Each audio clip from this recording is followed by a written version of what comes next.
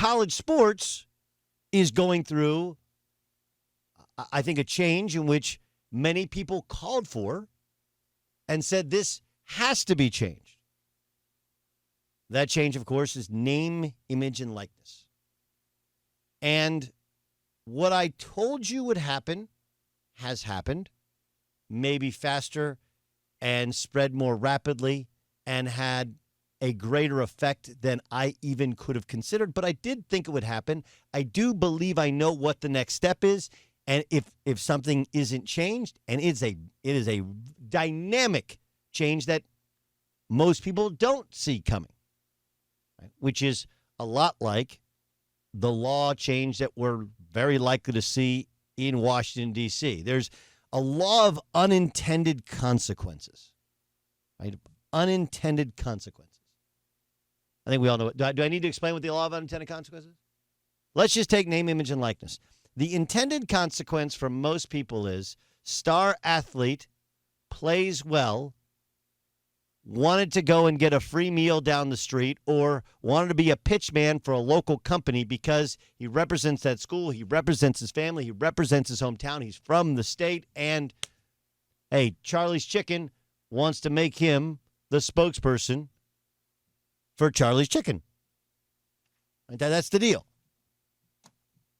So what happens? Charlie's Chicken should be able to give the guy a couple $1,000. He cuts an ad for him. And then, oh, yeah, by the way, he gets a free meal. You always see him in Charlie's Chicken every Thursday. That's his spot.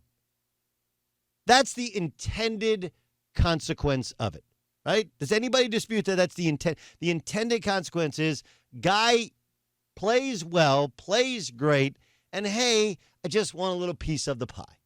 Right? It's reasonable. Now, my logic, and I have is that it wasn't needed, is that all of those benefits that you do get, the second you stop playing, that's when you can capitalize on it. And you can forever not only capitalize on those moments or that career of fame, but also the university that you associate with yourself with. Perfect example, Oklahoma State University. That's where I went. Right? And I have complete respect for the fact that I wouldn't have gotten any of these opportunities. I wouldn't have made nearly what I made the first day I went into broadcasting had I not been a player that played for Oklahoma State, for Eddie Sutton, was on TV. Because I believe that the process is pretty simple, right? Like you go and you can get into schools you normally couldn't get into on your own. I couldn't have gotten into Notre Dame, not for basketball. I couldn't have afforded Notre Dame, not for basketball. And not for basketball, after getting in trouble at Notre Dame, I probably wouldn't have found another university that would also give me a scholarship. But for basketball, these are benefits that you get that no one actually talks about. I do, I respect. And then the second you get done, you're part of a family. Not just your school family, your sports family, and not everybody takes care of everybody, but generally they want to see you succeed. So that was all stricken down. That was all changed. And what the NCAA did was they heard from all of the loud pundits that had no essential plan and that said, strike down the NCAA, strike down these rules. Right? So what happened? The NCAA is like, you don't want us involved? You want name, image, and likeness? Go ahead. Free for all. And what's become a gigantic discussion within the world of sports, we have guys on TV and radio that have no sense of the actual reality of the disaster that they have created. You're like, disaster? All I hear is these kids getting paid. Some of them. But laws are made not for the individual, maybe to protect an individual's freedoms, but they're for the masses, right? For the masses. There's a kid named Jordan Addison. Jordan Addison is a star wide receiver at the University of Pittsburgh. Right? There's a lot of talk of him entering the transfer portal. And by entering the transfer portal, he would basically put himself up for bidder, and the likely landing spot has said to be USC. Here's Lincoln Riley when he was asked about players transferring to USC on a podcast earlier this week. Obviously, in this day and age, anybody can just about leave whenever they want to. And so like everybody had to make a choice to be here. And a lot of people gave up things, sacrificed things to be here. And for kind of one true common reason, which is we all believe in USC. We all believe in what this football program can be. We all believe in the opportunities and probably the most unique setting that exists in college football. And so it's like you have a bonding point right there. I mean, you don't have to question anybody that is in this program right now, why they're here. And so we've really rallied around that point. And I do think that's been a reason our roster has come together pretty quickly and effectively in a short amount of time. Here's Deion Sanders, of course, head coach at Jackson State, doing an interview on 24/7 Sports in regards to name, image, and likeness. It's becoming free agency, real free agency. And if you don't have it, you're not going to be able to compete. It's just another way to me to keep the schools that don't have the proper funding down. First of all, I'm not giving a kid nothing like that. No, I want you to focus on the NFL, not the NIL. You ball out and you're prepared yourself for the NFL.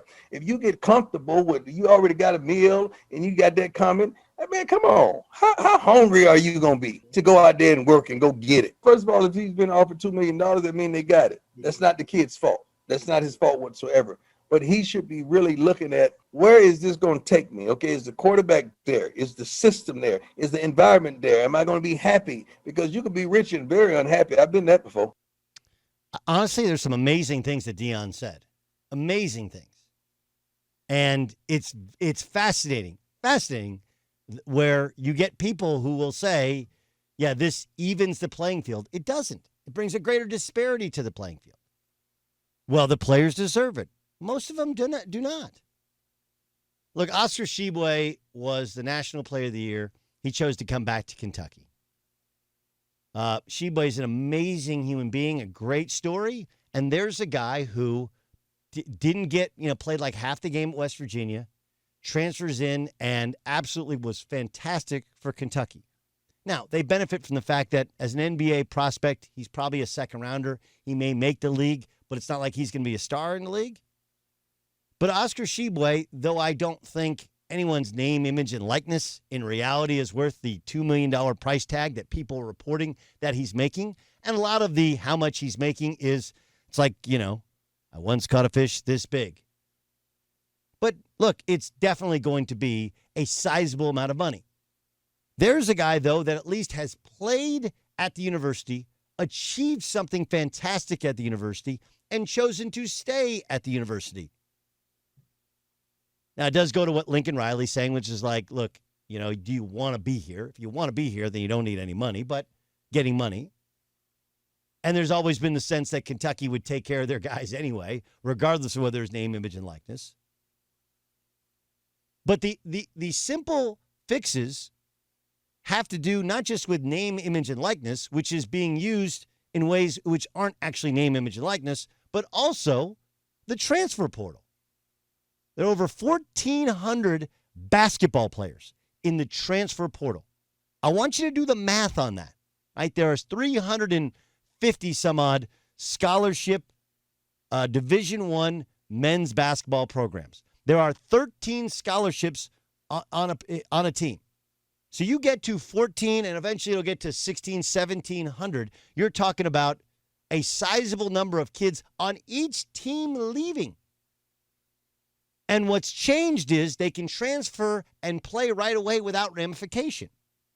So all of these calls for free movement and compensation have gone from one end of the spectrum, just like politics, to the other, without so much as planning, without so much as guardrails. And while you think, hey, that's great, good for these kids, what are you actually teaching them? You have people calling it free agency.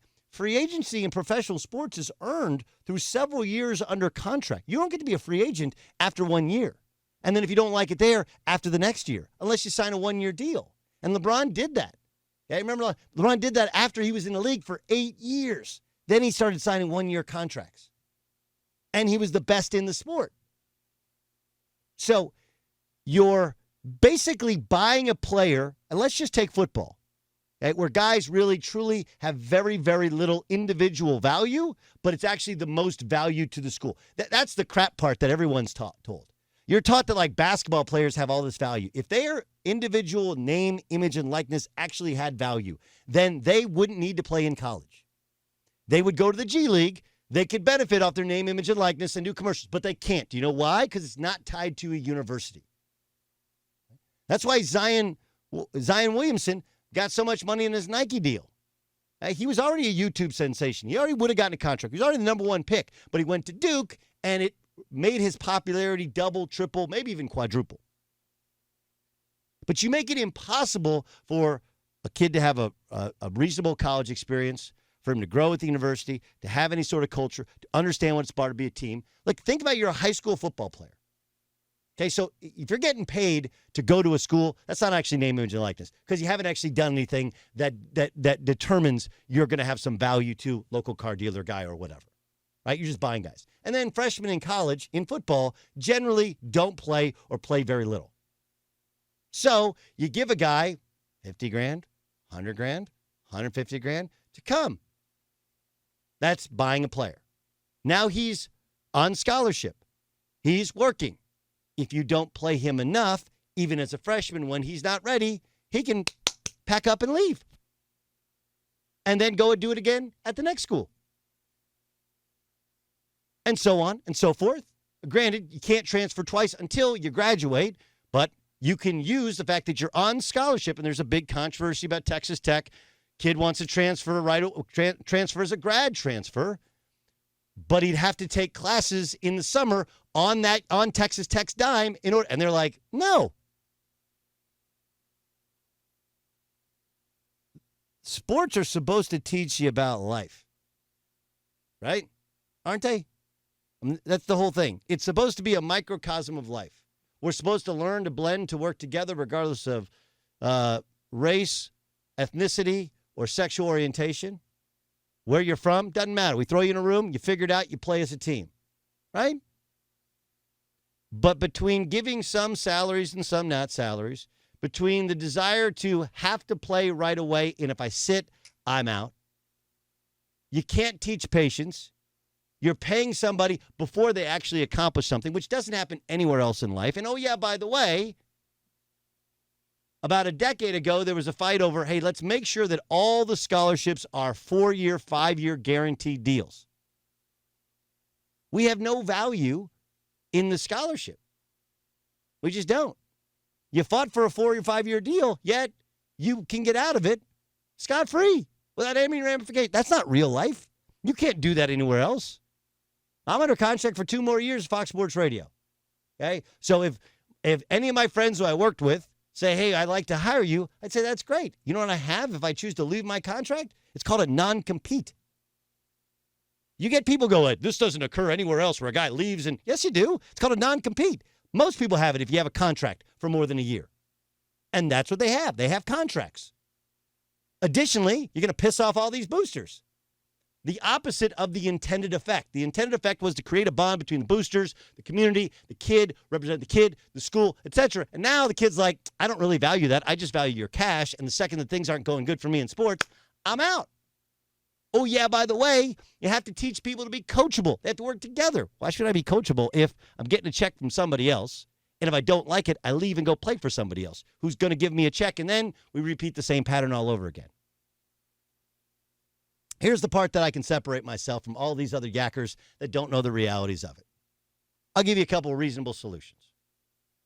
Okay? It's Doug Gottlieb Show here on Fox Sports Radio. Here's a reasonable solution.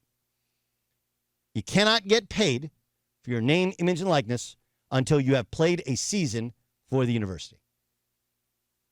Let me repeat myself. You cannot get paid because you can't tell me that your name, image, and likeness has value when it doesn't until you've played for the university. That's reasonable, right? Well, how do you stop guys from the transfer portal? Because they are tied together. Simple. You reinstitute. If you transfer, you have to sit out for a year. It doesn't hurt anybody. All it does is delay that you can't get, again, name, image, and likeness until you play for that new school for a season.